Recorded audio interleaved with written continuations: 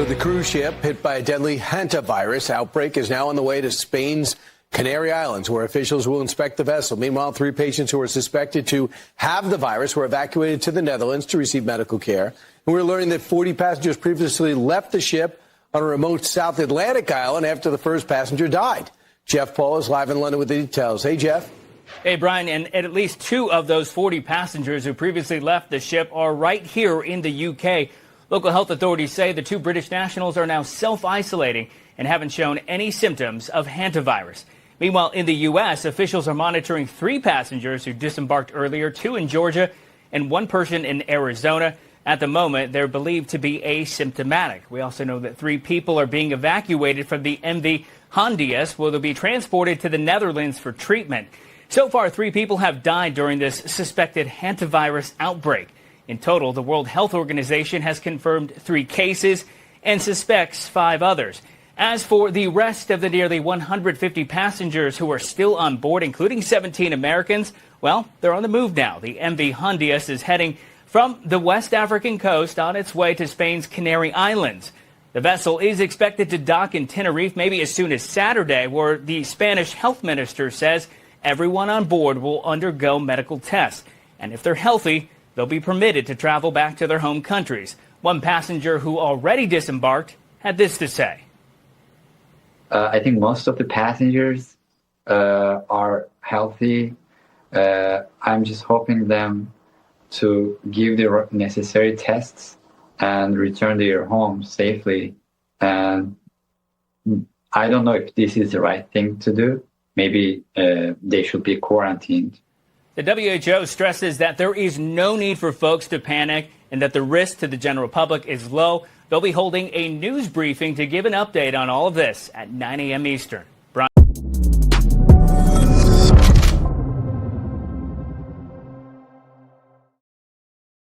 We're not doing this again. I just want to begin the show by saying, what up, chat? Happy Thursday. We're not doing this again.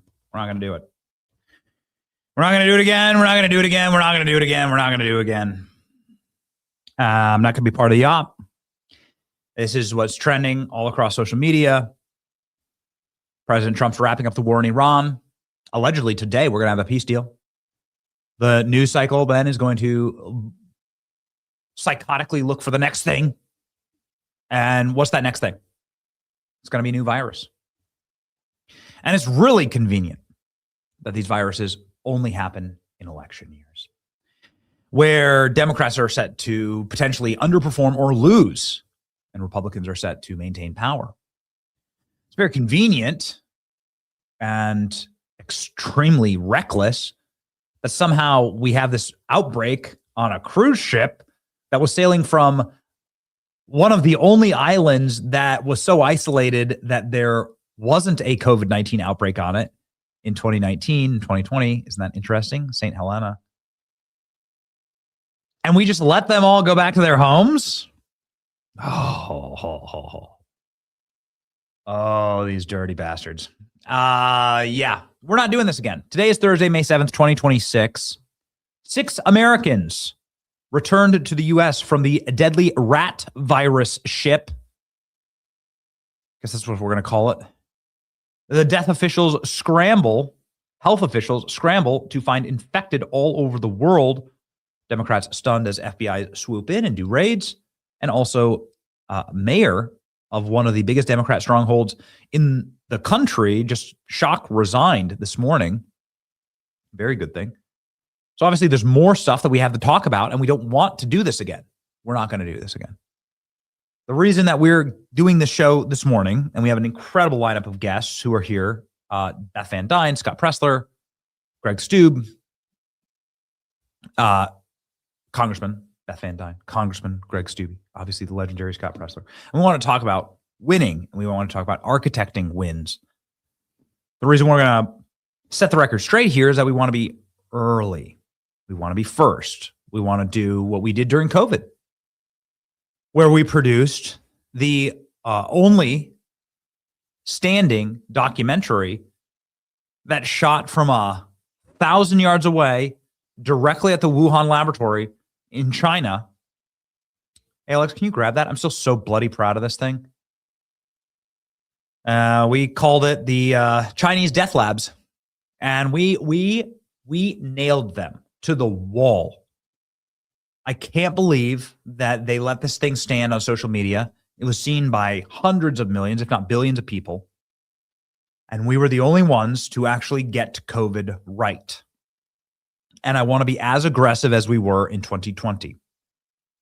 We said that this is an op to rig elections.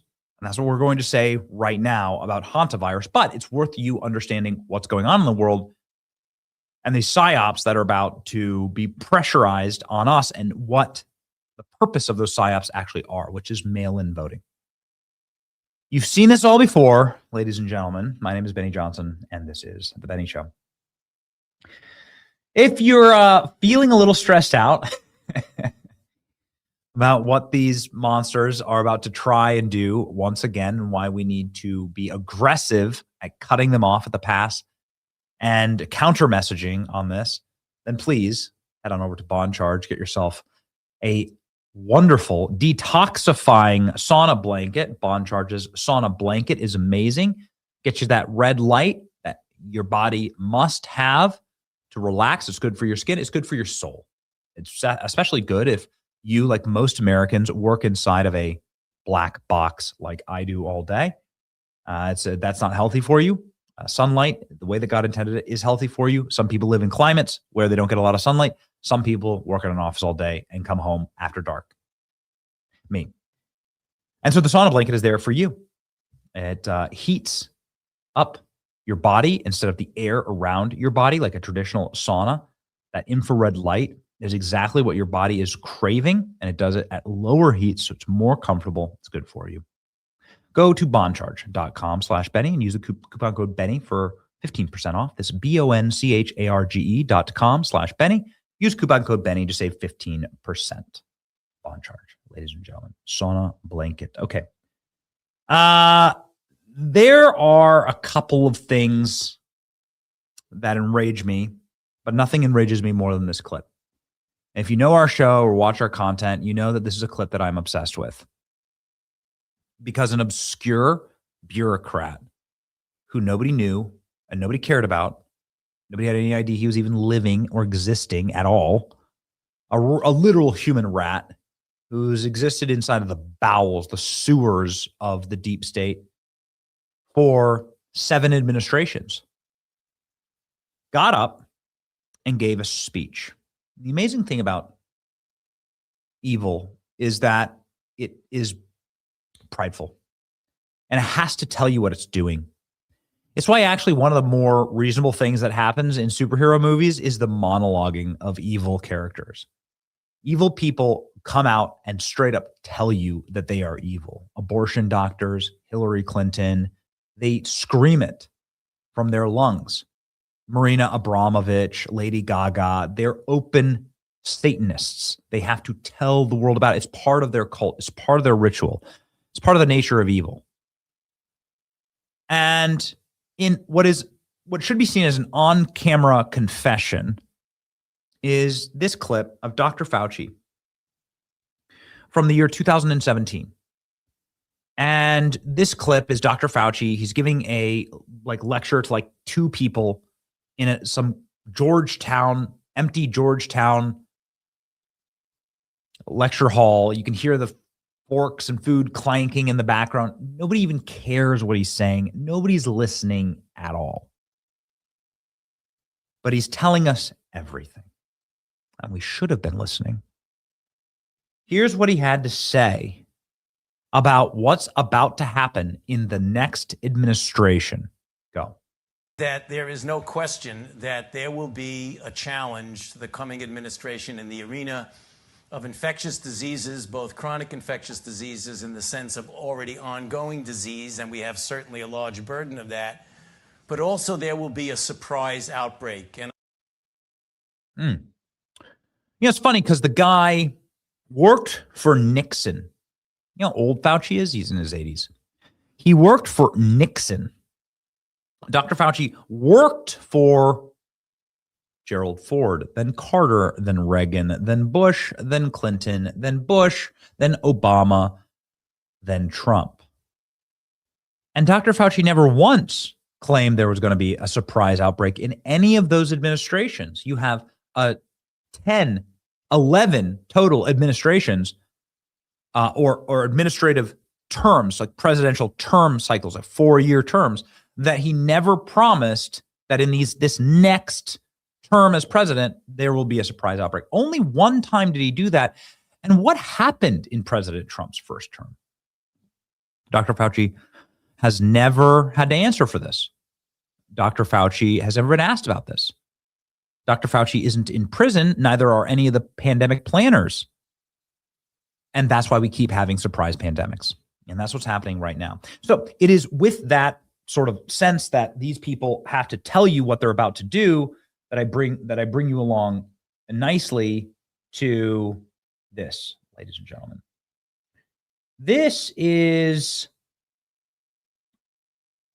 a post on X from 2022. It's posted at 1 a.m. in 2022. Joe Biden was president. People were miserable. Nobody was having a nice time. COVID was kind of on the wane. And this account said coronavirus will end in 2023. And actually kind of did, right? Everybody forgot about it. And in 2026, you'll get Hantavirus. We're not doing this again. You can see that this post has 200,000 likes, 84,000 reposts, 19,000 comments. It's from an account that's only posted like 3 times. The account says it reads the future astrologist. Say what now? What does that mean? Here, a post from 15 years ago, 2012. Overheard behind me while watching the National Association of Science workshop today on the new on a flu virus. You really want to make a pandemic? Make Hantavirus human transmissible. Oh, all right. Well, thank you. Thank you for telling us the future, because right now, cruise ship that has a Hantavirus outbreak on it sparks CDC alert as experts warn it's hard to contain. American passengers are placed under surveillance.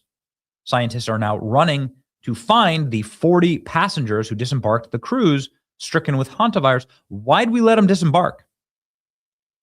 Can't we just say, for the good of humanity, that if you have a cruise that has a rat-borne virus that is somehow inextricably transmitting to humans, remember the transmissibility to humans is the key part here. Coronaviruses exist naturally and have existed naturally. God made coronaviruses. They exist inside of the bellies of bats, horseshoe bats specifically. From far in the southeastern caves in China, these bats live high up, far away from humans. But even if you were to handle one, the coronavirus that doesn't harm the bat wouldn't be able to communicate with your cells because it doesn't have the DNA to do it. It doesn't have something called a spike protein in order to infect your cells. That's what they were doing in Wuhan. They were taking a natural virus that exists. This virus, Hantavirus, exists in rats naturally. It is not transmissible to human. It's very rare. Hantavirus does exist. People do die of it every year, but you're more likely to be 7 times more likely to get struck by lightning than you are to get Hantavirus. Nonetheless, it does exist. You have to be living in a filthy environment. There has to be a lot of rat poop, rat feces. You have to have a lot of contact with it. It's very hard to get Hantavirus, and I'm not sure that it's damn near impossible for human-to-human transmission of Hantavirus. This is the code that was cracked during COVID, where they were able to take a naturally occurring animal virus that isn't transmissible to human, manipulate it, add a spike protein that makes it transmissible to humans, and then loose it on the world. That evil man, Dr. Fauci, worked hand in glove with Bill Gates, EcoHealth Alliance, and a number of other people to fund this research. It was totally and wholly illegal. Dr. Fauci should be on a gulag on the moon or worse for his crimes against humanity. Will he ever face justice? Not sure. Joe Biden pardoned him. That just tells you the whole game. But this is what's going on right now. So this is the world we're living in. Bill Gates, by the way, has promised that something far deadlier than COVID is about to be released. Something that Bill Gates has said. Hey, Alex, can you grab that clip, please? I don't see it in the script. If you already have it, then please get it. It's from The View. Is something far more deadly than COVID is about to be loosed on the world. Now, how do they loose the COVID virus on the world? They had the military games in Wuhan. And the way that the TikTok of all of this is the armies and militaries of planet Earth descended upon China to go run, jump, and swim in Wuhan and engage in good faith, good cheer sporting against other militaries. And that is when they loosed the virus. That is when the virus was released, because all of those individuals and athletes and competitors will travel back to their home countries. Where did they travel through? Seattle in our country. That's where they landed after returning from Wuhan in China. Where were the first outbreaks? Where were the first people dying? Seattle. You can trace it right back to exactly where these people were. And so this is the op that they're going to run. And they're running it with this cruise ship. They're letting these passengers roll out back to their countries. Why are they doing it? I'm not saying we should hellfire missile this vessel. I'm not saying we should fly a Reaper drone over it, right, and blow it up like it's a narco boat. Some people might argue that. But I am saying for the good of the world, maybe like just bring them food and water, let them float around. Go film a Netflix documentary on there. You know, start a podcast, start a channel. You like call it the rat virus cruise live stream. Learn a skill, read a book. Don't let them back into society. Like, say sorry for the good of humanity, and this has always had to happen. You're going to chill out on this boat until we're sure this thing isn't going to go anywhere else. But that's not what people did. What is exactly a hantavirus? It is a pulmonary syndrome disease. It is also called hantavirus cardiopulmonary syndrome in North America. It starts with flu-like symptoms that can rapidly progress into severe lung problems, low blood pressure, heart issues. Fatality rate can reach 50%. How does it spread? Inhaling airborne particles from infected rodent urine or droppings or saliva, especially when disturbed by cleaning, sweeping, vacuuming, or enclosed spaces. Rodent bites and scratches could potentially do this as well. Person-to-person spread is extremely rare, mostly linked with one strain in South America. Most cases are rodent to human only. Do we know of cases of hantavirus? Yes, a famous case. A dude named Gene Hackman, who's one of the most famous actors to ever live, a great actor, according to all available reports, a wonderful man. He and his wife died of hantavirus last year. Is that predictive programming? I don't know. But they lived in sort of a recluse neighborhood in New Mexico. There were rats in and around their home and domicile. They had a very strange life, very insulated, and they have been listed as the cause of death was hantavirus. They allegedly inhaled or got too close to the rats. Do you believe that story? I don't know. But this was something big that happened. And this is how it's going right now, man. I'm telling you. You're seeing it here in the Netherlands. A flight attendant hospitalized with mild symptoms in the Netherlands. She had contact with the woman who died of hantavirus. So here's human-to-human transmission. 2 Singapore residents isolated awaiting hantavirus test results. CDC monitoring U.S. travelers. The U.S. travelers have gone to Georgia and California and New York because, of course, right? Hantavirus cluster linked to cruise ship travel, multi-country. And now Tedros is back. Hey, Alex, do we have that Bill Gates clip? We got that Bill Gates clip. Let me check it on the chat here. Okay, great. Bill Gates telling you exactly what's about to happen. We just want to make sure that we are on the record. Sorry, we're doing this as a matter of public record so that people can go back and say, what did you think about this? And say that we called it from the start. Here we go. And it won't be the last pandemic. The next one could be far more severe. I mean, this one, it killed millions. It was awful. Okay, first off, I just want to let you know, never trust a man who moves his hands like that. See the way his hands are moving? See that? You want to know what you'll never find on this show? Me doing demon hands.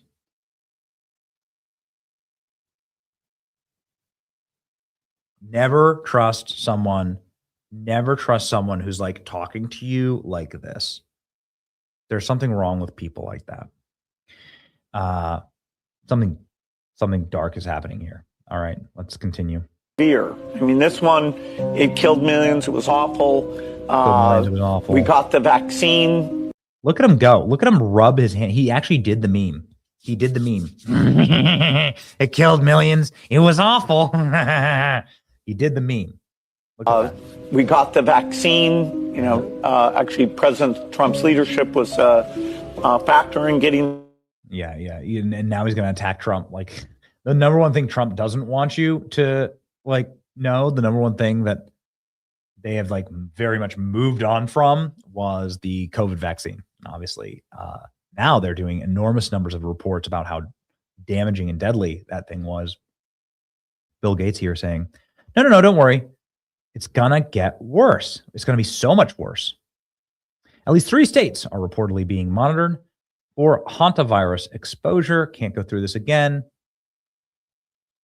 Weather getting warmer, war wrapping up, stocks booming, and the Hantavirus come rolling through. Okay, are you ready, ladies and gentlemen? You ready? Yeah. Reads the Future post that the Hantavirus is happening in 2016. It does make you think that we're living in a simulation, or that something very strange is happening, and it's happening all over again.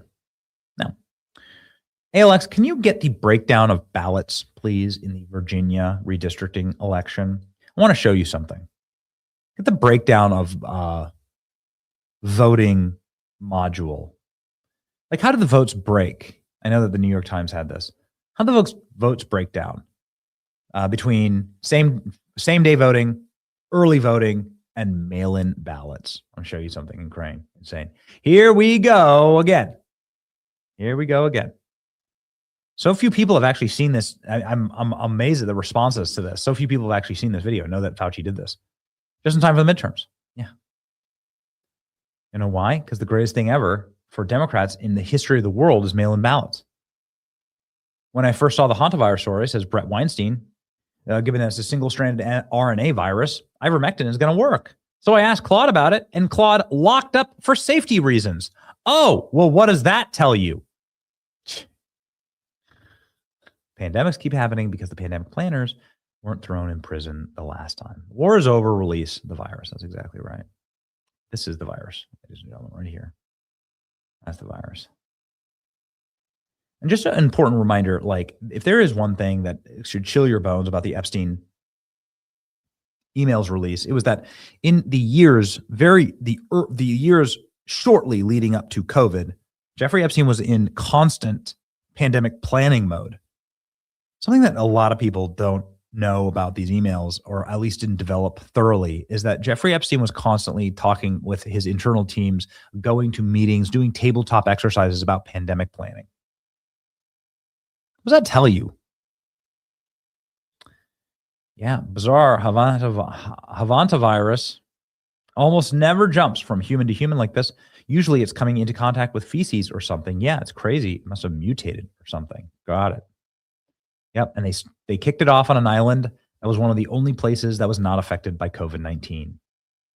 Yeah, just going to make sure they tie up all the loose ends this time. An election year is exactly when we should expect to see an outbreak of extremely scary virus.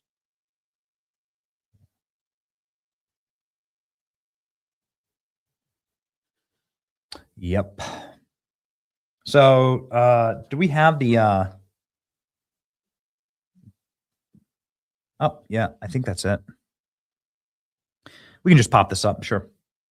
What was the breakdown of the actual vote? So early in person was only a point over for Democrats. Election day was 9 points for the GOP.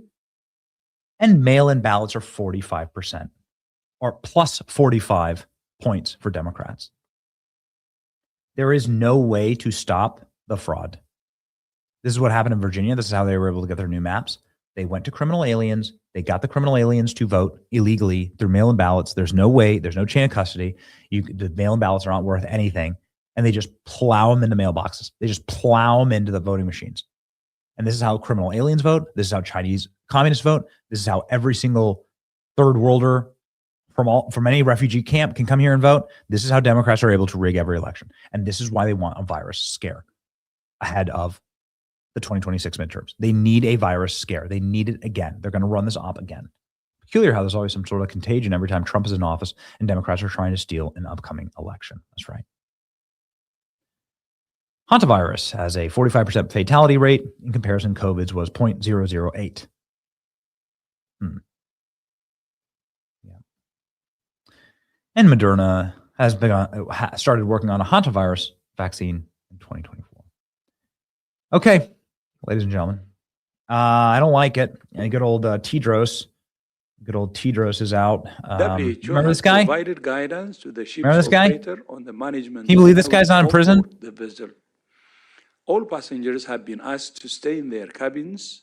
The Insane. cabins are being disinfected. This was from seconds ago. And anyone who shows symptoms will be isolated immediately. A WHO expert boarded the ship in Cabo Verde and has been joined by 2 doctors from the Netherlands and an expert from the European Center for Disease Prevention and Control. I can't take it anymore. We're not going to do it. We're not doing this. We're not doing this. We're not doing this. We're not doing this. We're not doing this. We're not doing this. Okay? We're just not going to do it. Ladies and gentlemen, joining me right now, live right now, is a great member of Congress who sort of called, he's from Florida. He called COVID. He didn't take part, he was a part of like the infrastructure here in Florida and that didn't allow the COVID insanity to hit this state and to make this state actually one of the only free states that existed throughout all of that. The lockdowns here were de minimisly short. And it was because of the leadership of a congressman like Greg Steube. And so let's talk about everything that's going on here with the great congressman from Florida. Here we go.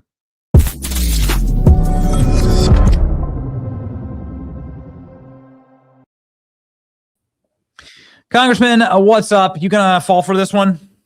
No, right before the midterms. We're 6 months out. Exactly 6 months out.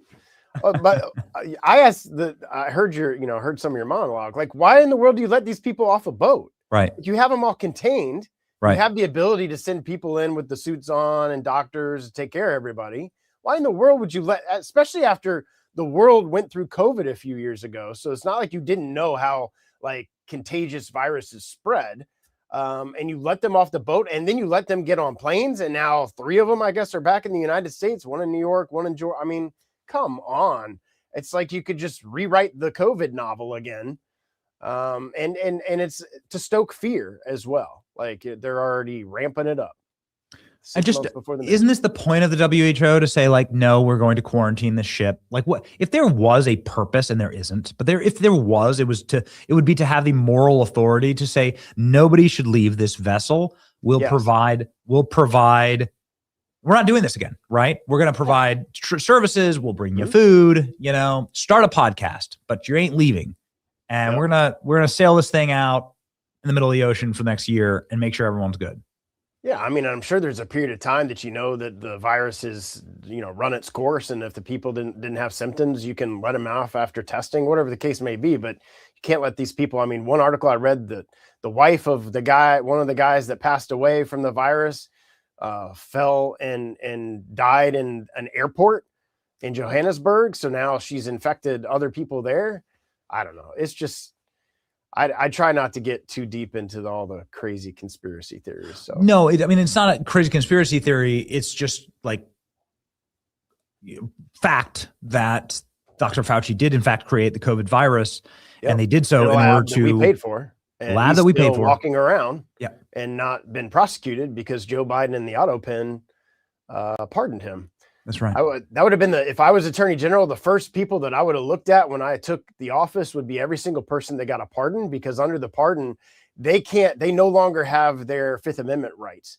Take every one of them and depose them and find out all the other people that they worked with, all these different crimes. You had Mark Milley, who undermined President Trump and called their Chinese counterpart. I mean, all these different people that got pardoned by Biden. The first thing I would have done is subpoena each one of them and depose them for a very long time, because they can't plead the Fifth.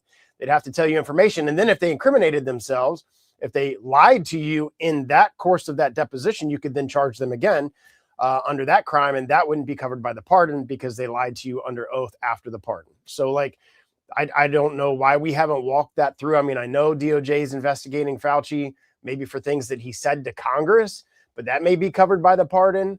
I don't know. It's frustrating because all these people get away with all this stuff, especially somebody like him who lied to Congress, lied to America, lied to the administration, and allowed all this to occur. He was involved in funneling money to these labs that were manipulating all of this stuff. It's insane. And they lied to Congress about it. What about state charges? It does make me curious as to why no state attorney generals have gone after this. The federal pardon doesn't cover state charges. Correct. So but the cause of action would have had to have occurred in that state. So if he was in Washington that entire time, obviously the feds have jurisdiction there. So I don't know. I mean, that's obviously an opportunity, but he'd have to be in a Republican state, because if he was doing it in California, Gavin Newsom isn't going to charge these guys with a crime. Mm-hmm. So it'd have to be specific to a state crime that was committed in their jurisdiction, which obviously is probably pretty tough. Yeah.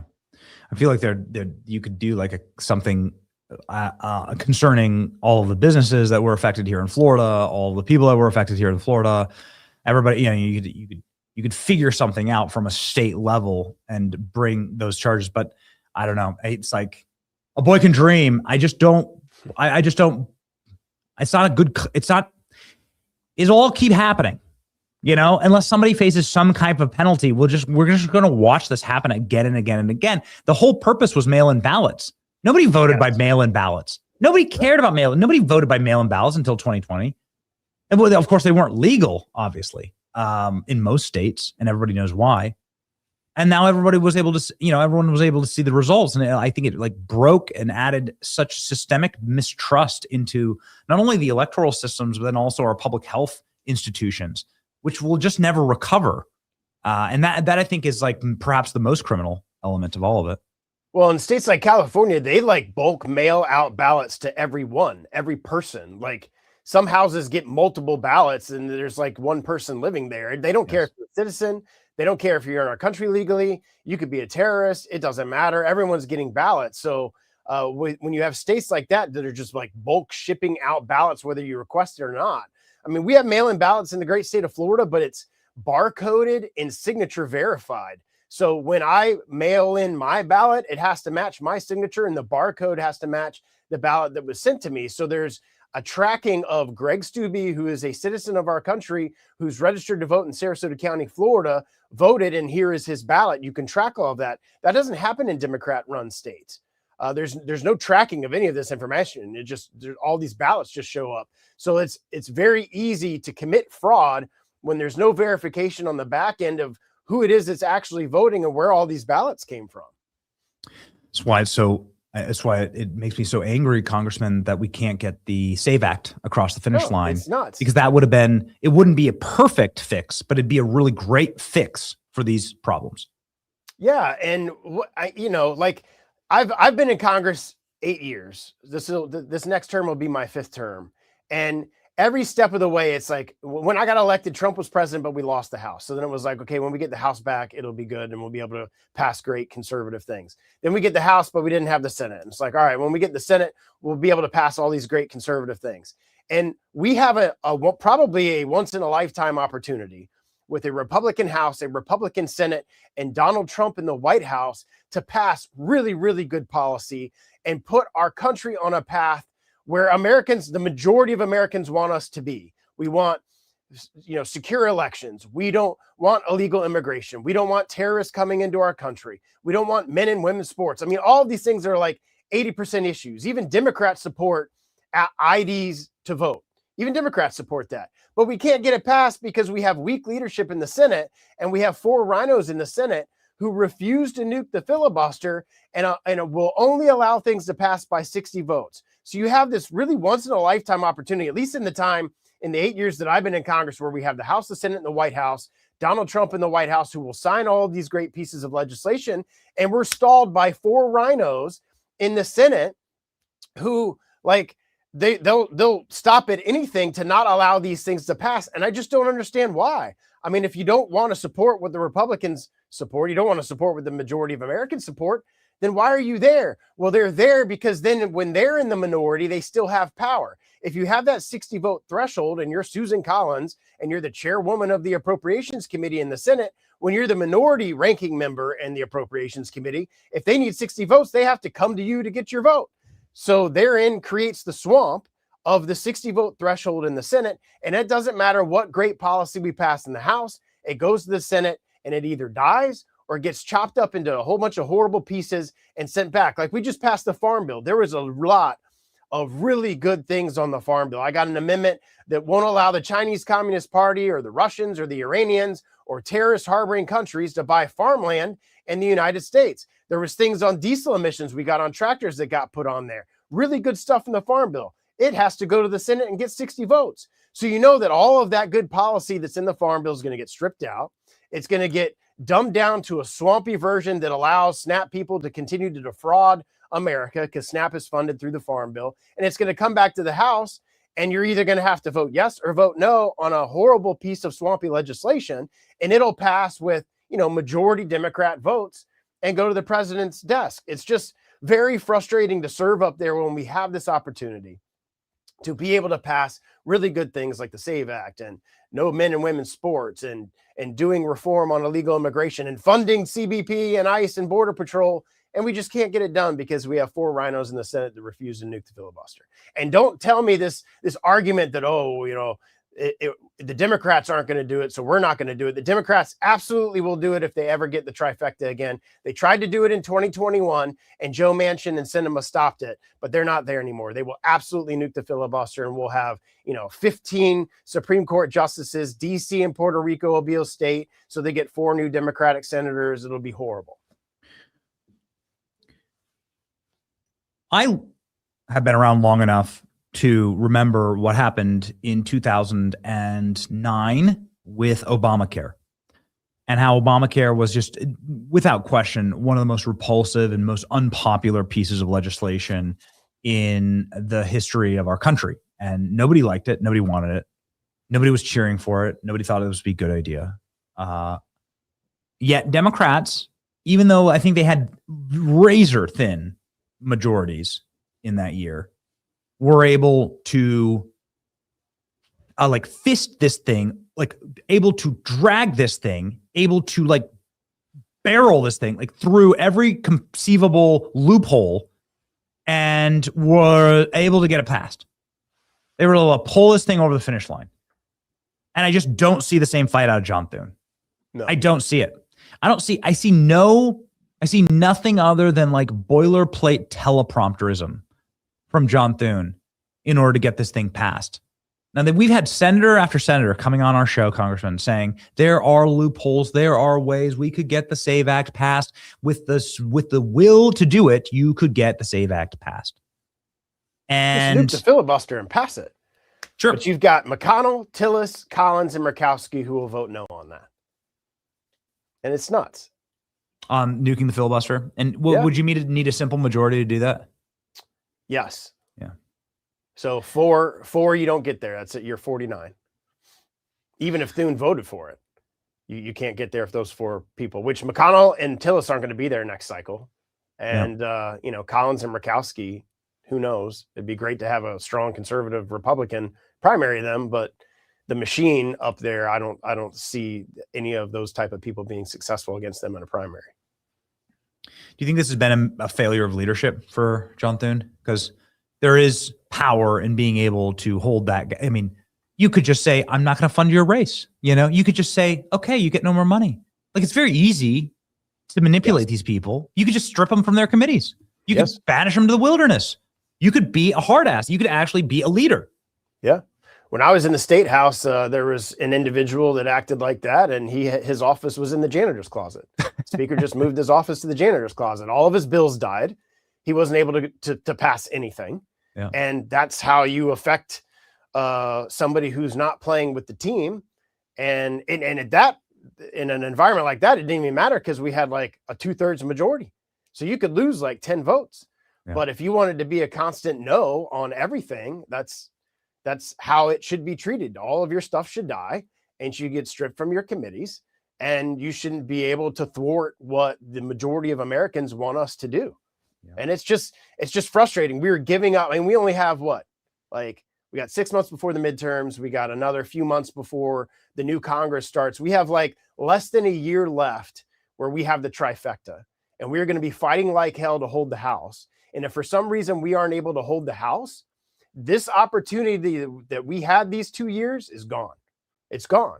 And so now we have to wait for another opportunity where we have the House, the Senate, and the White House again, and people willing to take courageous stands to ensure that our elections are secure, to ensure that our Border Patrol and our ICE are funded, and we're not going to have open borders and allow Chuck Schumer to push the 60 vote threshold and get rid of all of these type of things and stand in the way of the things that the American people put us up here to do. It does get really frustrating. I think that the base is really I think we saw that in Indiana 48 hours ago. Like just how pissed off the base actually is at Republican obstructionism. Yeah. And of the cuck nature of like, you know, we're just here to be patted on the head by Democrats. We think that we're we think we're time travelers and that we're fighting Bill Clinton 1993, right? And our biggest disagreement with Democrats is like, how much should we be spending on Medicaid, right? Like that's going to be the biggest disagreement, and we'll eventually sign a big tax bill with him. Like they don't understand what time it is. I don't think most Republicans get it, but the base gets it. The base understands because of shows like this one, because of chats like this one, the base actually understands like the existential threat that we are facing and what must be done. How much does that Indiana, that incumbency slaughterhouse that happened in Indiana, like that bloodbath, like how's that affected people in Congress? Like are there members of Congress that are a little more scared or? Well, hopefully people see that and the power of President Trump being able to say, look, what you did is not what we're trying to accomplish. And if you're not going to do what the American people want us to do, then I'm going to endorse against you and put up candidates against you. And what was it? 6 out of 7. The president was successful there. So I would imagine that sends a pretty strong signal to all of these other states that are reluctant to do redistricting when they now have unconstitutional districts in their states like Georgia, Alabama, Mississippi, Tennessee. Yes. Florida, we got it done. I mean, that can South make Carolina. The difference between that's a big one. All these different southern states all have racially gerrymandered districts that the U.S. Supreme Court has now determined is unconstitutional and illegal. So you should be racing to your state houses and state senators and saying, we have illegal gerrymandered districts that we need to fix right now. And you've got 6 months to do it before the elections. They did Florida redistricting in like 3 days. They did it in like 3 days. They dropped the map. The legislature passed it. We're all scrambling around trying to figure out what districts we're running in. And qualifying's in about a month in June. Into this month, you can send in paperwork, and our midterms our primaries are in August. So you have time to get it done. And those 3, 4, 5, 6 seats could make the difference of a Republican House for the rest of Trump's presidency or a Democratic House. That all the Democrat House is going to do is impeach President Trump, impeach Hegseth, impeach all the cabinet people, and be obstructionists to what the administration is doing. I love the state, Congressman. I live in Tampa. You know that. We've shared a flight back and forth together from D.C. every once in a while. You fly to Tampa. There's no reason that Tampa should be a blue city. Everybody I know that lives here is Republican. Most people are like hard right wing. They love, even the Democrats here vote for DeSantis. Like they love DeSantis. I'm so like now I live in a actually red county. Like I live now in a red congressional district because of these new maps. It just makes me so happy. It's like now I live like in a red kingdom. Pick up 4 seats. The last redistricting we picked up 4 too. I believe we were the reason. Florida was the reason that we took the House back. It wasn't these 2 seats in New York that we were able to flip. No, it was the 4 seats that we flipped in Florida. And if we're able to flip 4 more and we have a majority by 4 or 5 seats, well, you can credit the great state of Florida to that. That's so, but all these other southern states, even if like Tennessee, even if you have just one Democratic seat that is racially gerrymandered, you need to redistrict, because that one seat can make the difference between Hakeem Jeffries as speaker or Mike Johnson as speaker. That's right. That's right. I think it'd be really sending a message, like a generational message with Jim Clyburn, like to just get Jim Clyburn out. I think it'd be sending such a strong message. Just be like, you know, we're not going to do this. We're not going to make congressional ghettos anymore. Do DEI congressional hires like this. You know, you're going to earn it, and you're going to earn it in a fair way. And I think that'd be such a great message. It's also a great message. And this is my last question. I thank you for being generous with your time, Congressman. Of course. I'll also be sending a message. Your colleague from Florida, Randy Fine, is making some waves, saying that he's going to be really pushing for getting Ilhan Omar up and out of the House for a number of different reasons. And he cited them, everything from ethics complaints, obviously, to federal investigations and work with the White House and her immigration background. I just wonder, have you spoken with Randy Fine about this? Would you be on board with this? Will you be helping in this endeavor? I haven't talked to Randy, but the frustration there with that case is, why hasn't the DOJ charged her? You've heard the president, the vice president, you've heard all these different people say they have proof and they have evidence of immigration fraud. Well, she should be charged with a crime and deported if that's the case. Apparently, there's a whole bunch of ethics complaints that have been filed, but there's been no investigations released. I led Sheila McCormick's ouster, yes. But it took 2 years. 2 years for the ethics committee to go through its investigative procedure.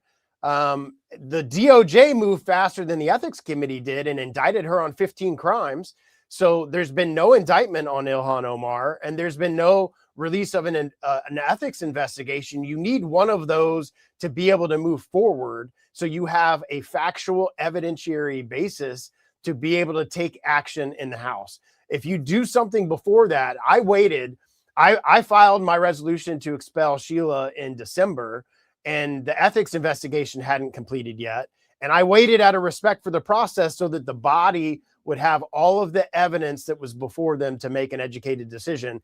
And then literally minutes before the last hearing, she resigned because she knew she was going to get kicked out.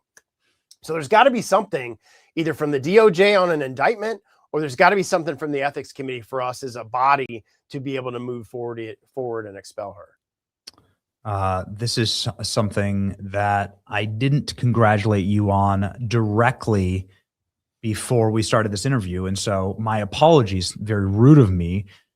Sheila Shirphyllis McCormick was somebody who was a thorn in your paw. And even before we were really tracking this case, you were on our program banging the drum saying she's a criminal, she stole FEMA funds, and we're going to get her out of Congress. And you did it. Congratulations. She stole $5 million from FEMA. My district has been hit with 6 hurricanes in 2 years. My districts and constituents and Floridians rely upon FEMA funds. So it's even more insulting that she's stealing taxpayer dollars. But in Florida, you're going to steal FEMA money and then launder it through different accounts to then fund your campaign. I mean, it's atrocious, the factual basis of the ethics investigations and what she's been indicted for. It's crazy to me that she's been able to punt her trial. She's now not set for trial until like next February. So justice, hopefully at some point, will be served. But again, she's been able to delay this for years. Justice She's not in Congress anymore, which is a good thing. That's a good thing. Well, we appreciate that. At least there's something. Nothing ever happens. At least this happened. And we thank you, Congressman, for it. Greg Steube, a great representative here in Florida from the beautiful Sun Coast and the west coast of Florida, a man who is constantly fighting on behalf of you. You should fight with him by following him right here on his X that has 140,000 followers now. Congressman, you're becoming quite an influencer. And that's not as much as you. I'm trying to get there. What a slur. Don't ever let anyone call you an influencer, please. Thank you, Congressman. Godspeed. Good to see you, Benny. You too.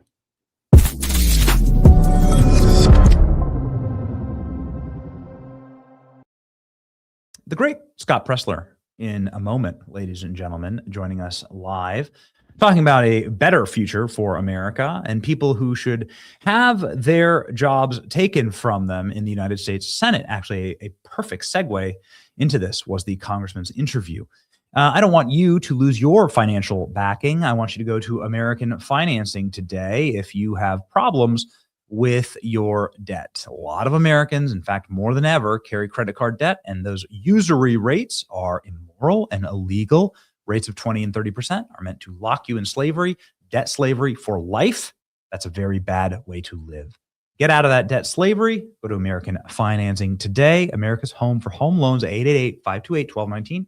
That's 888-528-1219. AmericanFinancing.net/Benny.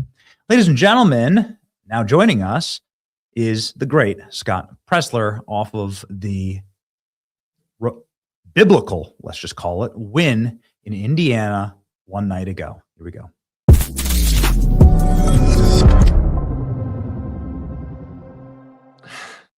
I think it's biblical. You have Samson hair, so I'm just going to go with it. Hey, Benny. Good morning, Scott. So lay out the groundwork, will you please? Architect for us, what does a post-Indiana victory map look like for the MAGA movement? Well, I want to thank the Hoosier State for turning out. I do believe, Benny, that May 5th will go down in history as not only the day of reckoning that we all called for, but I think in every future primary in the great state of Indiana, they will always look to Tuesday's results. And now you're going to see Indiana state senators that perhaps may have been on the fence of whether or not to support redrawing maps and to support President Trump's agenda. And I feel that even those squishy state senators that are going to be up for re-election in 2028, you might see their tune change, and very quickly, for the sole purpose of self-preservation. And that means that we need to be very mindful, because in your beautiful state of Florida, it's becoming so Republican that people are trying to infiltrate our Republican primaries, and they may not be loyal to the president or the Make America Great Again agenda. And so we have to be more mindful than ever going into the primary process to choose those candidates that are not going to betray us in the future. And so buyer beware. Any candidate that is not going to support the 45th and 47th president, well, we will be forced to oust you, as the Hoosier State learned. Scott, I want to talk about the future, and I know we have some news we want to talk about in Texas, but just before we move off of this topic, focusing on the future, let's focus on what happened, that massive victory in Indiana. Yes. You just mentioned the cancer that happens when you have maybe perhaps too Republican of a state, and how then the Republicans get co-opted effectively by the left. And I think we're seeing some of that in the United States Senate. Can you speak to that ideology? Can you speak to what that actually is, how corrosive it is, and how important it is that our party does the thing that the Democrats never do, which is fight the establishment and win? Look no further, Benny, to Utah. I think a lot of people look at Utah as this grand bastion of conservatism, and they go, Utah always goes Republican. But it's like, hold up a second. This is the state that we just had former Senator Mitt Romney, who we know was very disloyal to the movement. And yet we replaced him with Senator Curtis. But I have to say very respectfully, I'm not sure that's much of an upgrade. And while we have the great Mike Lee, this is a state that just because of an independent redistricting commission, we are now losing one of the members of Congress, because in part, this Republican state is also Utah nice. Then you bring up Indiana, and of course we have a Republican governor, Republican state Senate, Republican House, and yet our very own Republican trifecta and a state that voted double digits for Donald Trump doesn't go forward with redistricting. Look at South Carolina, and with all due respect to the president's endorsement for Senator Graham, I think it is not unseen by people that we could have better Republican leadership in the state of South Carolina. And with all due respect, look at the Republican Senatorial Committee, which is chaired by Senator Tim Scott, that just spent $100 million on Senator Cornyn, who only won his primary by 30,000 votes after being an incumbent for 24 years. And they gave $0 to the Commonwealth of Virginia. And last, I have to say it, look at South Dakota. Everyone thinks, oh, North Dakota, South Dakota, Idaho, those are all Republican states. We have a Senate majority leader that refuses to give us, Benny, what 84% of Americans demand. And that is election integrity, that is photo voter ID, that is the Save America Act. And so the moral of the story is we cannot allow for us to get into the trap of thinking Tennessee, Texas, Idaho are Republican. No, we have to vote in every single gosh darn primary and make sure that we are actually choosing conservatives as our leaders. Scott, can you please pivot from that into the states that are going to make some critical choices in the coming days? Yes. Tennessee, Alabama, Louisiana, Mississippi, South Carolina are ones that come to mind. It's not a total list, but those are the ones who have announced or at least made really positive motions towards redistricting. And I believe that there is going to be more pressure applied to those states than anywhere on earth, from dark money groups, George Soros, Barack Obama, Eric Holder, Mark Elias, and all their lawsuits and all their money. They're going to do everything they possibly can, pull every string they possibly can to cuck the Republicans, to say, give Democrats seats. Yes. You know, you don't want to be mean. Don't you want to be on The View? Don't you want to be on CNN? Don't you want a book deal? And they're going to give everything they possibly can to try and get those weakling Republicans to do what they did in Indiana. Can you give a message to those state houses on the eve of these critical redistricting decisions? Thank you. Well, first, I want to say thank you to Mr. Calais for bringing this litigation, this lawsuit. And I hope wherever you are today, you know that you have changed American history for the better.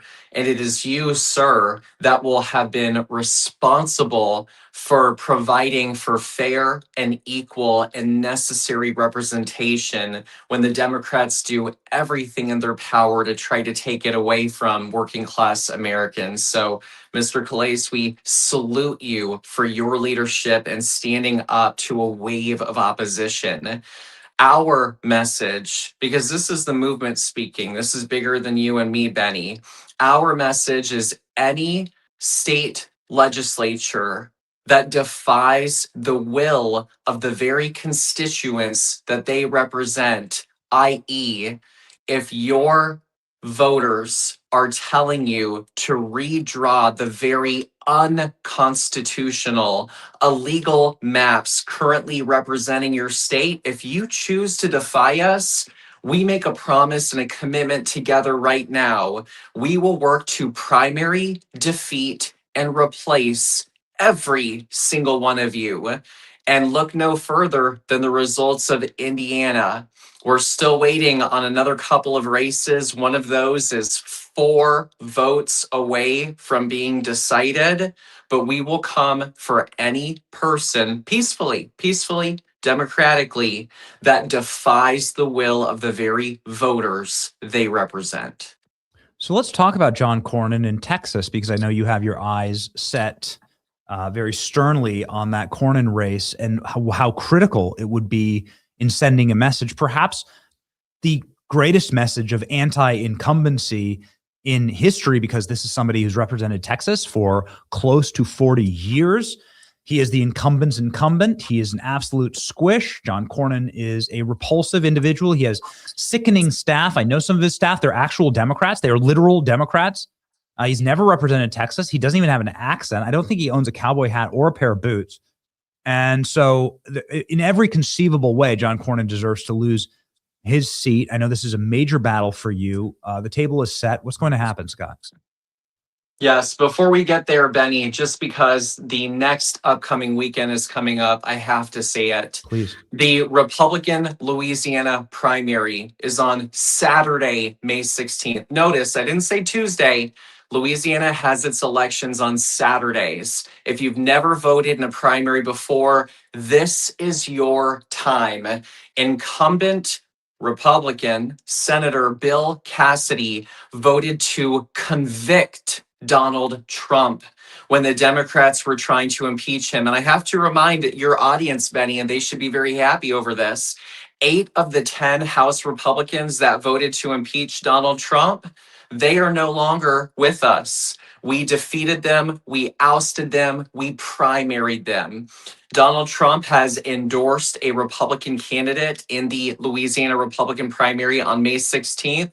I'm going to let the voters choose who was on their hearts. But moral of the story is defeat Bill Cassidy, send him packing, and replace him with an upgrade in the state of Louisiana.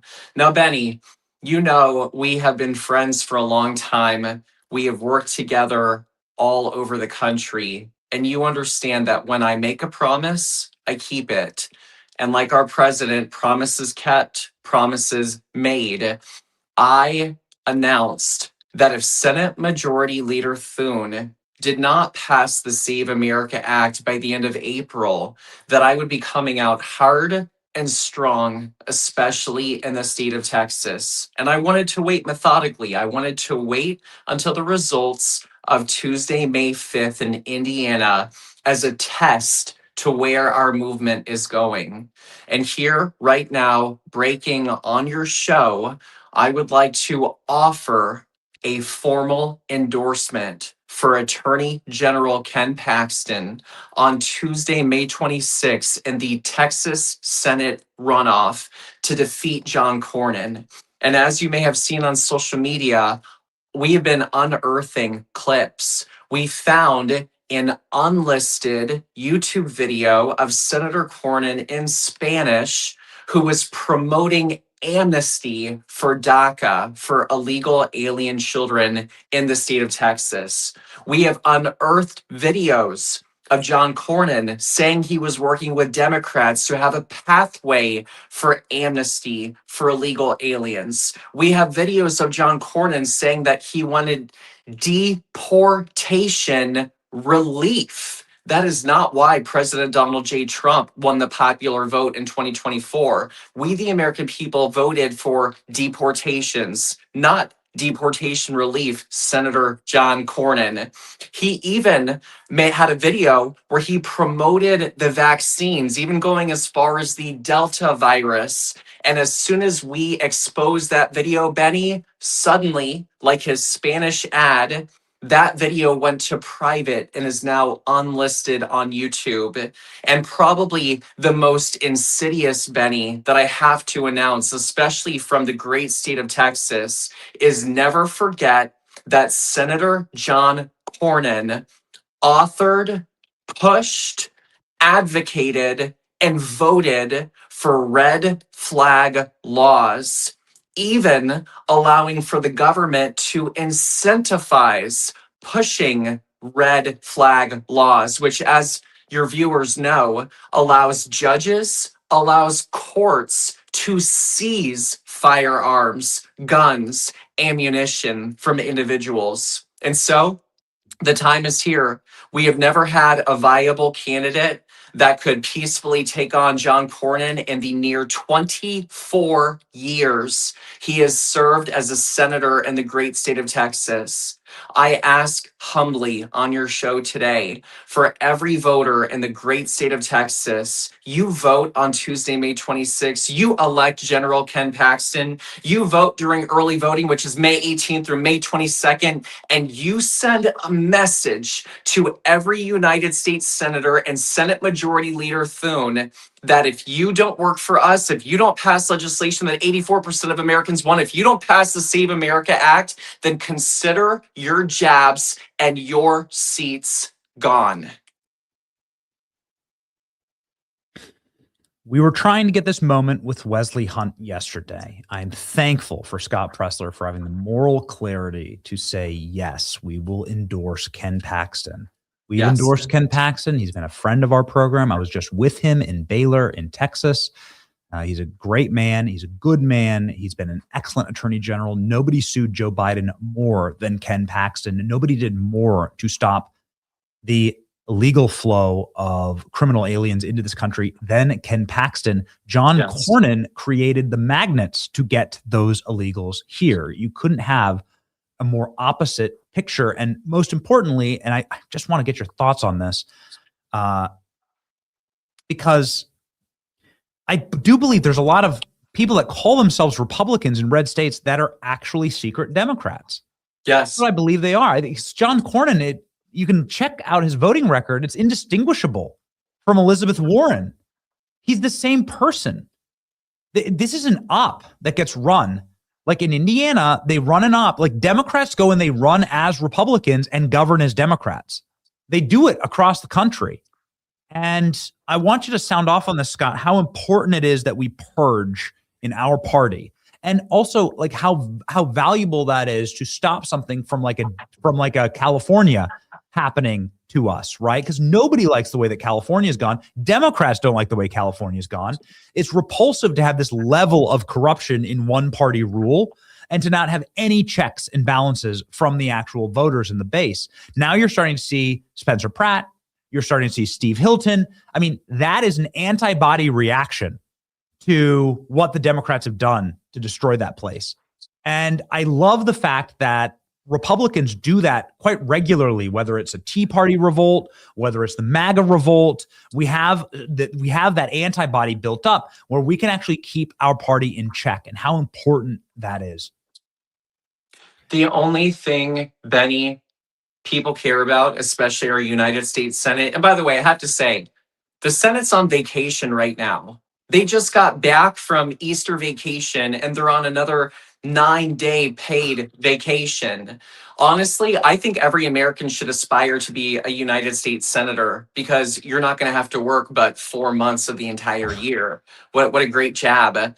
This will send a message on May 26th. And this sends a message to every other Republican United States Senator. Work for us or you're out. And I want to be clear on why I'm doing this, just so the audience really has an understanding. My major peaceful bone to pick is Senate Majority Leader Thune. Today is day 127. You remember the Romney campaign, the ousting Chairwoman Ronna Romney campaign that we together as a family successfully delivered. And we did the same thing with her. It was over 300 days and she finally stepped down and we were able to push her out. Today's day 127. Leader Thune is not delivering despite having the ability, the authority, the agency to do so. And so if we're going to hold him accountable because he's not up for election until 2028, then we will meticulously and with methodical precision take down his allies. Thune wants to protect Cornyn. Defeat John Cornyn, elect Ken Paxton on Tuesday, May 26th. Leader Thune wants to protect Bill Cassidy. Defeat Bill Cassidy on Saturday, May 16th. And one by one, take down his allies. Now, Benny, the other thing that people care about besides their allies and their power is money. And this is not, I want to be clear, this is not an attack on WinRed itself. This is not an attack on the company. But did you know, all the audience at home, if you've donated to the National Republican Senatorial Committee, if you've donated to the Senate Leadership Fund, which is Senate Majority Leader Thune's slush fund to help his candidates. If you've donated to a candidate like Cornyn or Cassidy or another squishy establishment Republican, you can request a refund. Get back your money and take away their power by going to winred.com/contact, and you can get a refund. Take away their ability to protect themselves, vote in every single primary, and that is our pathway and way forward, Benny. Amazing. I do love this. Here's the actual page itself. The team was able to grab it and get it up. This is the contact when read, and you can get a refund here. And if enough people do this, then you actually collapse the system. Then Yes. the only blood in the blood, if you lose too much blood, you die. The only blood in the bloodstream for these people is money. If there's no more money, then they can't function. Look at how the DNC is moving right now. There's no money. There's no blood. There's nothing moving there. And so no one's donating. It's complete and total paralysis at the DNC. And so we're looking good, I think. I think that I'm very optimistic. I'm an optimistic guy, Scott. This is how I want to end this interview, on an up note. I'm an optimistic guy. I see some very positive trends for us. It's obviously going to be close. We're bucking some, the historic trends of losing incumbency and power in a presidential off-cycle year. I get that. But I think that actually the way that things are looking and the way that the administration could turn potentially the entire country towards domestic policy wins and victories, which I think is happening a little too late. I wish that was all of 2026, but better late than never. I think we're looking solid. What do you think, Scott? What's your crystal ball for the midterms? If we pass the Save America Act, then I think we're going to have a very successful November. I do think that voters are encouraged by seeing Republicans actually fight back, and God bless Governor DeSantis and the work that he has done in the state legislature, that they have done redrawing the maps with quickness and swiftness. I've had Amazon orders that take longer than it took Florida to redistrict. And I do want to end on one note as well. On Tuesday, May 19th, I'm actually on the ballot, Benny. I decided by watching the feckless behavior of our very leadership within the Republican Party that the best way to change it is by running from within and doing it yourself. And I'm starting at the very bottom. I am running for the Republican State Committee to represent Beaver County, Pennsylvania.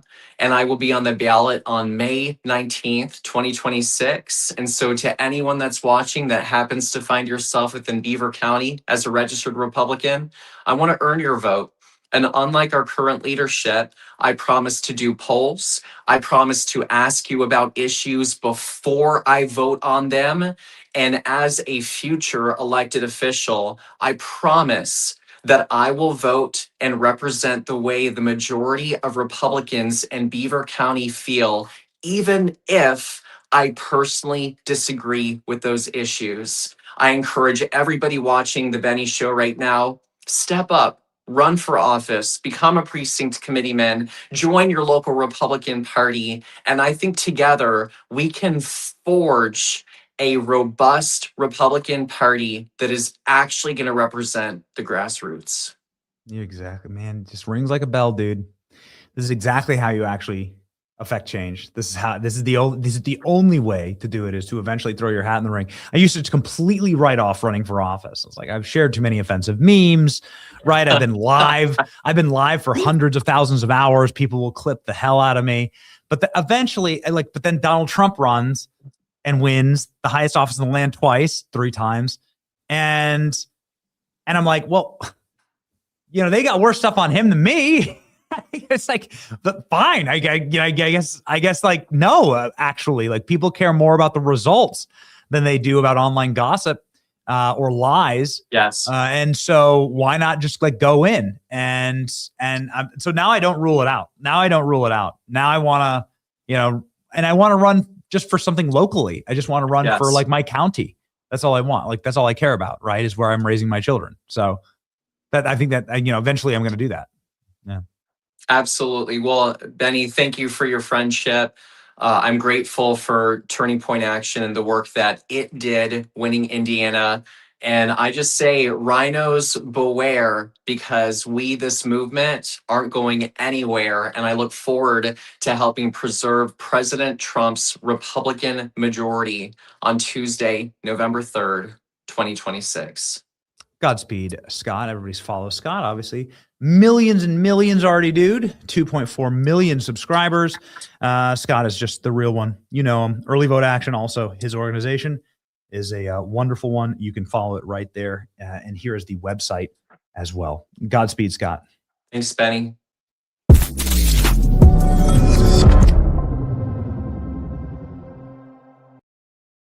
You know, when you're talking with fun and interesting people, stuff just like flies by. It just flies by. It's like the show just like rips through. I can't believe how little we've been able to actually cover in the actual script. Sorry, poor ALX.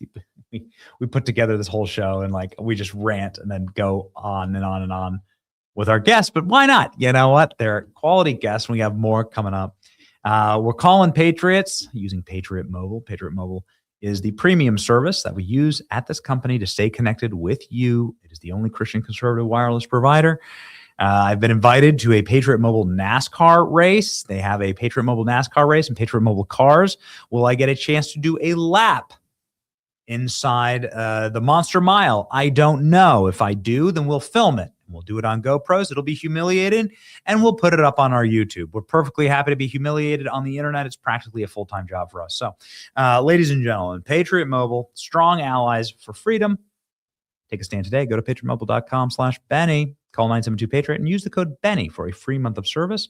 Don't wait. patriotmobile.com/Benny, 972-PATRIOT. Okay, calling up a patriot from the great state of Texas, Representative Beth Van Duyne is live with us now.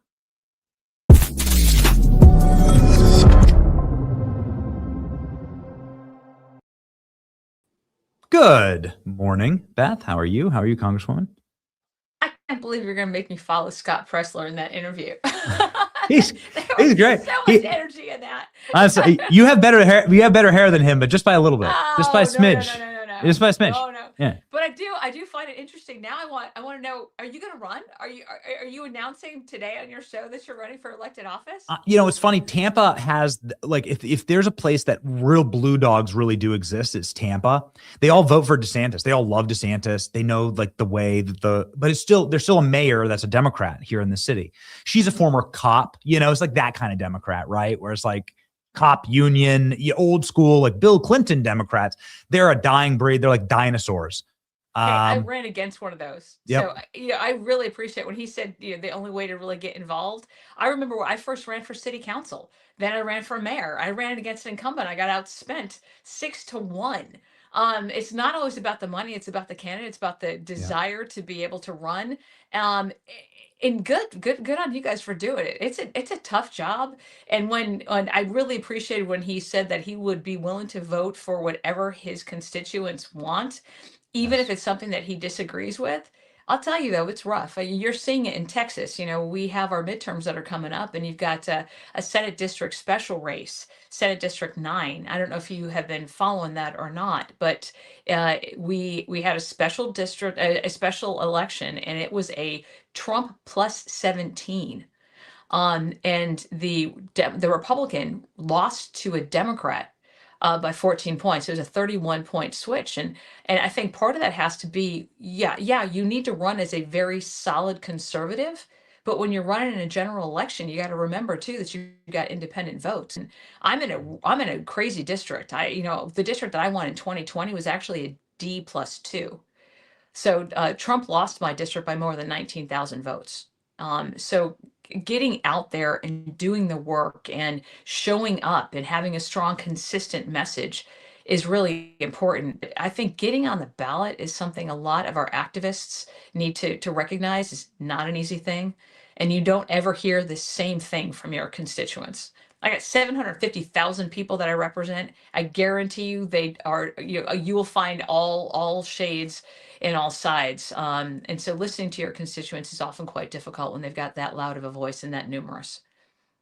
Seems to be quite a bit of a problem when it comes to Senate Leader John Thune, when it comes to some of the members of the Senate that refuse to pass the president and the will of the people, frankly, and the will of the base, more importantly, that brought them there.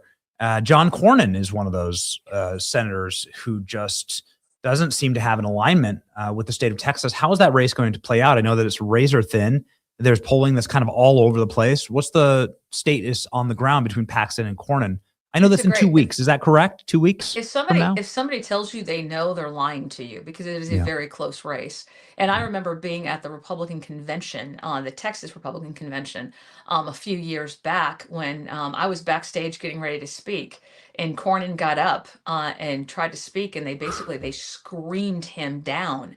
And so if you were to judge the elections by that audience, he would have gotten spanked. But the fact is that he went on to run for re-election, and he got more votes out of Texas than any other Republican on the ballot.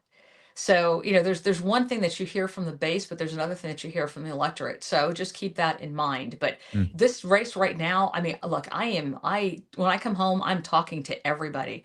And Republicans, are conflicted. The argument that I keep hearing is, if we elect Ken Paxton, he can win in a primary, but he can't win in a general. And I keep hearing from, John Cornyn supporters that John needs to win in the general, or John needs to win in the primary, because he's the only one that can win in the general.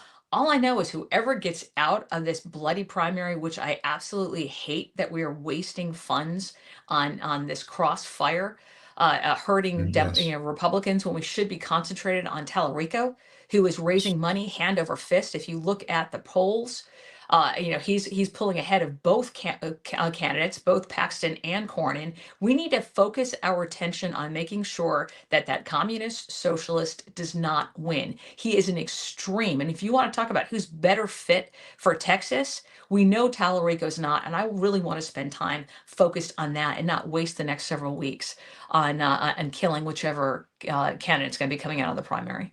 I think the only reason that this is happening, frankly, and we really like Ken Paxton. He's been a guest on our show, and John Cornyn's attacked us on social media. And I know that there are actual literal Democrats that work for John Cornyn. I hate that. I understand that every state, I'd rather a Republican than a Democrat, especially from a state like Texas. But I'm, the reason I think that ultimately this is happening is that there's this boiling over point with a do nothing Senate that refuses to act in the will of the base and the will of the people.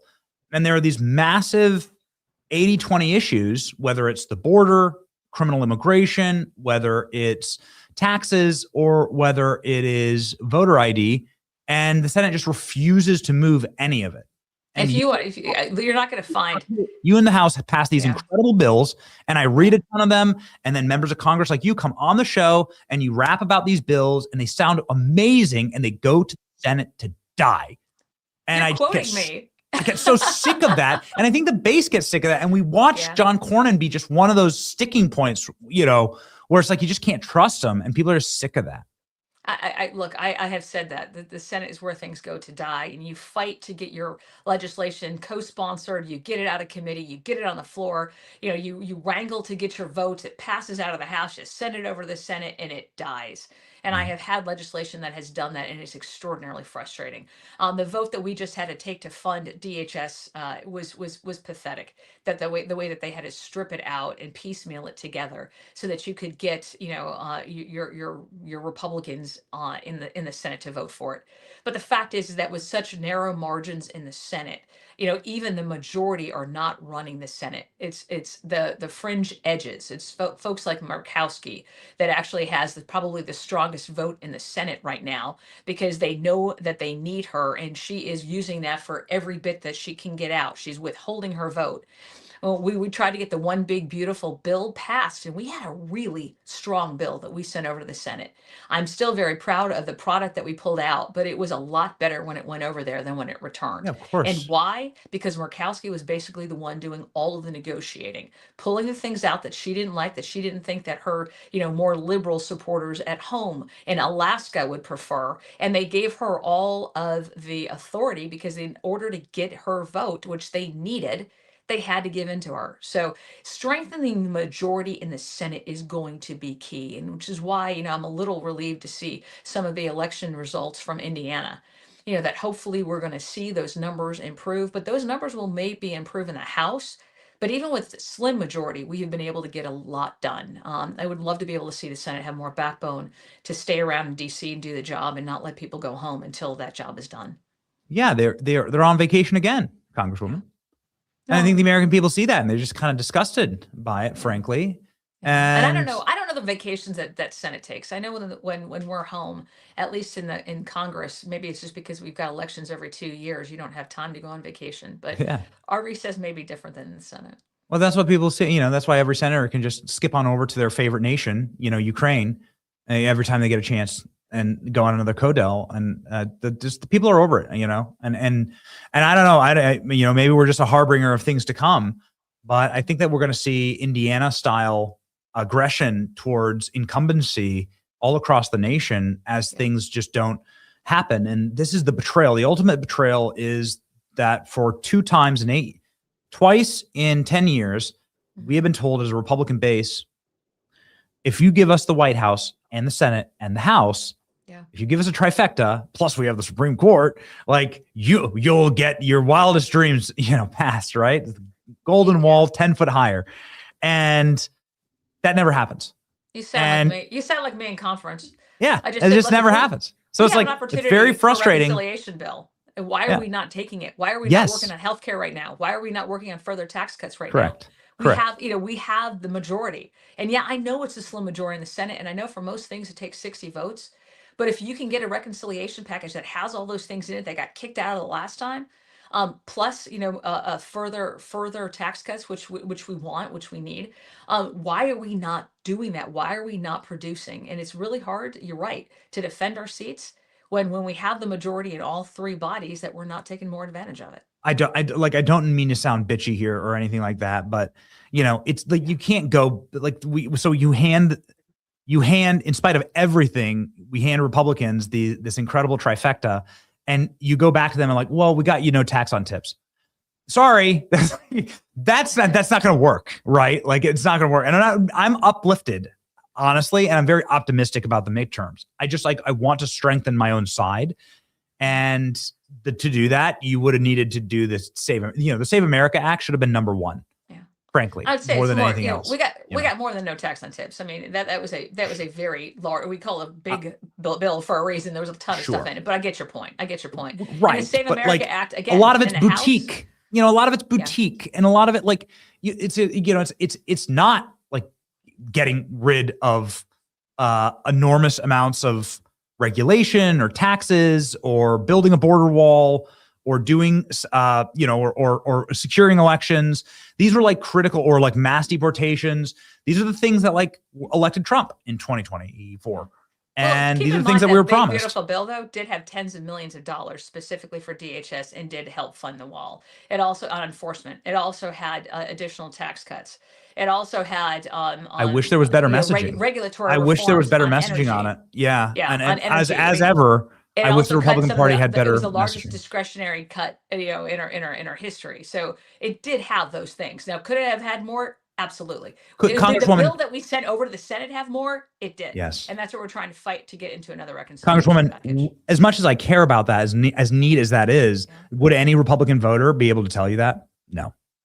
Would you be able to go to any precinct right now? And if I were to go to your district and I had a microphone and I have a man on the street show and ask your voters what the big beautiful bill give you, they would not be able to tell you.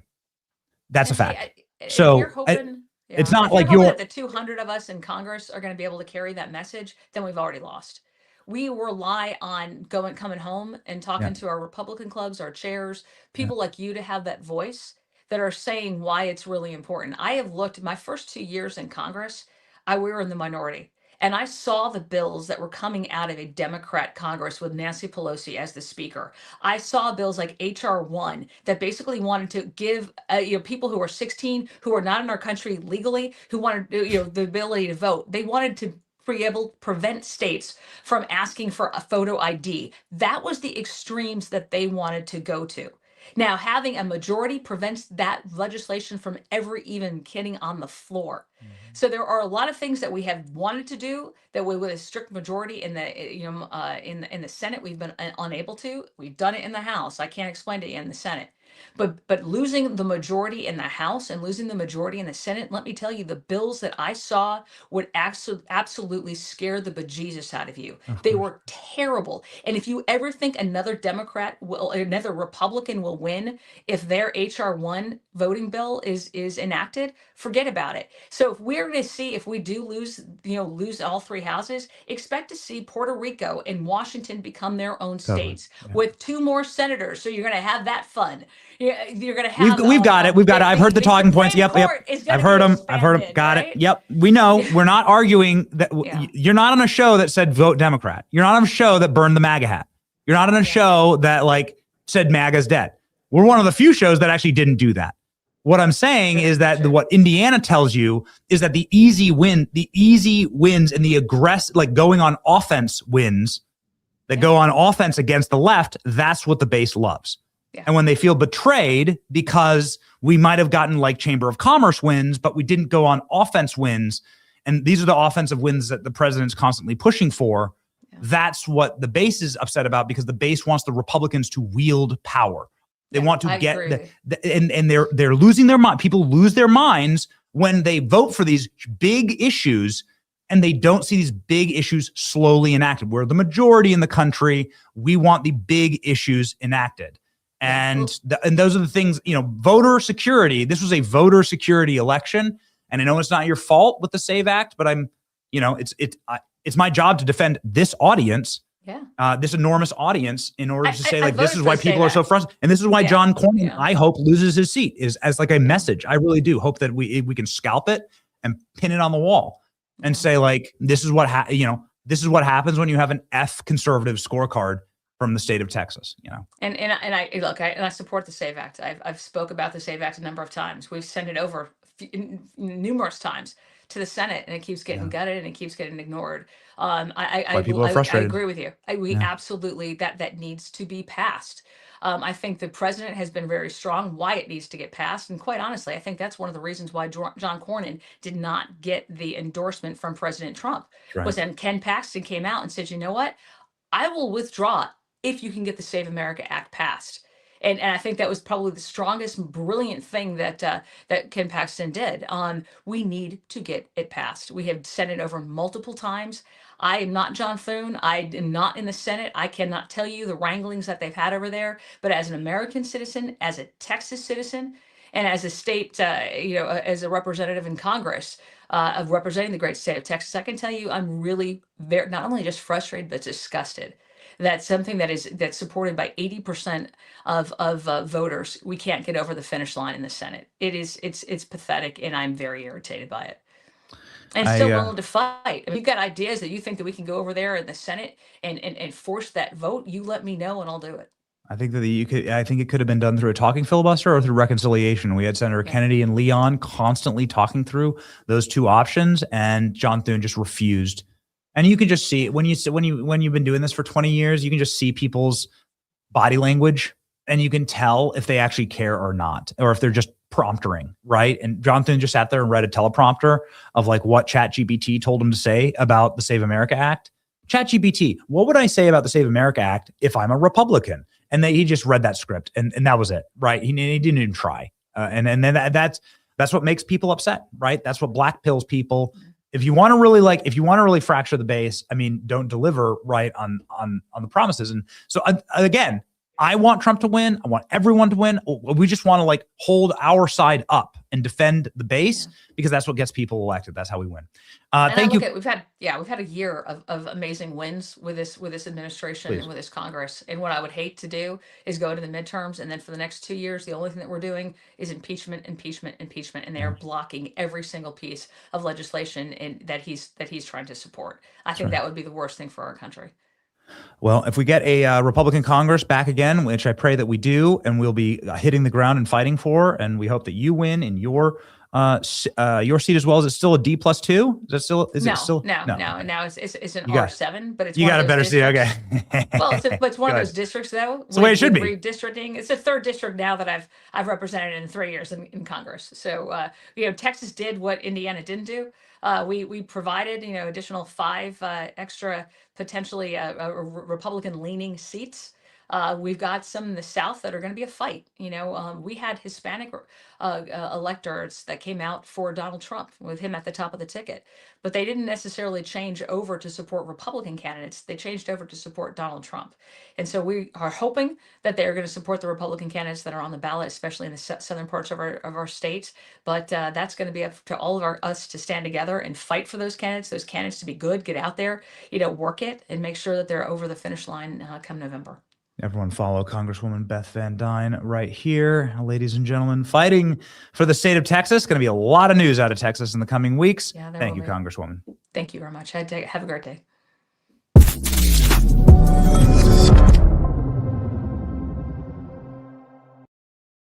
Well, ladies and gentlemen, if you're feeling sluggish or if you're feeling like going into a slug fest, I like the Congresswoman a lot. I just like,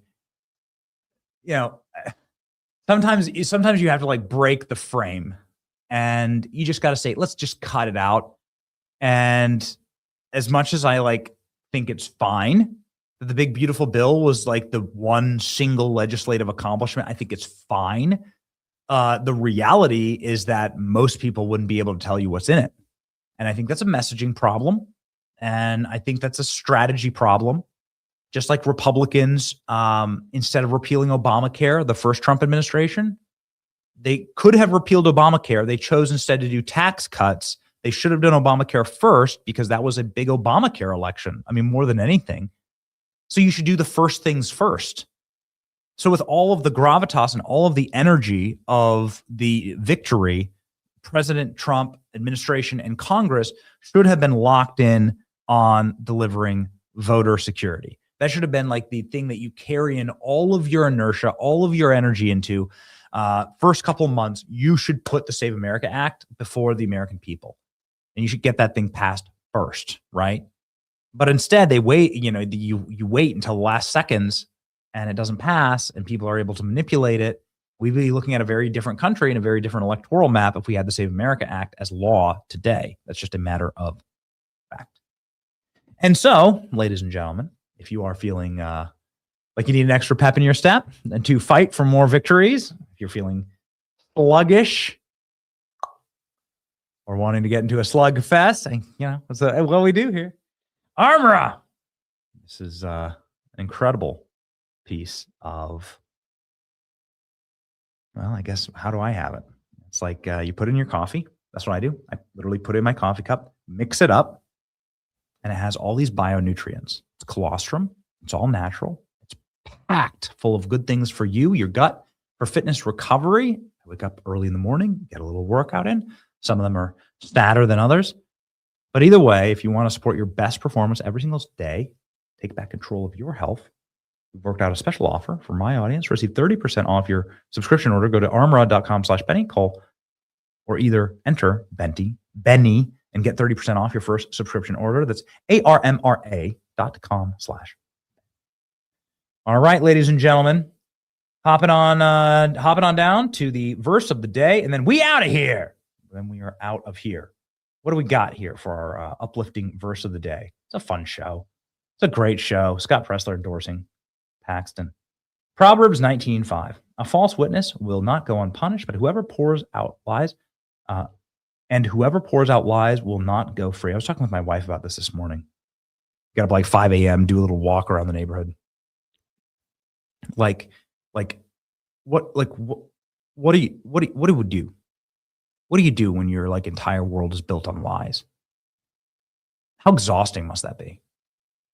And we were noting some various politicians here in the state of Florida, some people that are running nationally,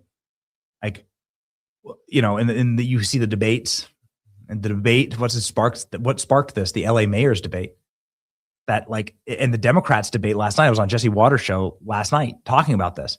Like, how are you even able to defend California? How can you defend your record here? You have to lie by proxy. You have to tell people, you think it's going great, elect me, elect more Democrats. You can't. It's so entrapping to have to live through that. And it's so much better to have uncomfortable truths in your life than to have polite lies. And the way that it goes is when you tell polite lies about the state of California or whatever, it ends in collapse. Eventually, it just can't sustain itself. But if you're telling uncomfortable truths and truths that might make you unpopular, eventually those truths add up, accumulate exponentially, and you get to a point where you can do a show like this. You can go on Fox News. You can talk about like these things. You can have these open conversations, debates with the members of Congress, and say, it's the way the direction of the country should go. You say it because you can feel it in your bones. Because I'm a dad. I'm somebody who cares about this nation. I'm somebody who has skin in the game. And you just be honest with people about what your motivations are. It's like got to be exhausting to lie all the time. And so what a beautiful verse from Proverbs. Make sure that you are living in truth. And there's a ton of power in that. The power that exists from Christ himself, that raised Christ from the dead, lives within you. And so, ladies and gentlemen, carry forward that power today and that cross as we all march onward to victory. It's your boy, Betty. See ya. Where the truth gon' be, faith and freedom on your TV screen. Stand up strong, battle through the night. The Benny Show's here, bringing liberty to light. From the speeches to debates, Benny sharp like a blade, cutting through the lies, watch the truth cascade. With the warrior's heart, this man never fades. You know it's prime time when Benny invades. From saving the nation to stories untold, the Benny Show's a storm, see the truth unfold. Stay in the loop, let freedom take hold. Salting all the libs, soul never sold. It's the Benny Show, where the truth gon' be. Faith and freedom on your TV screen. Stand up strong, battle through the night. The Benny Show's here, bringing liberty to light. Liberty to light. Bringing liberty to light. Liberty to light.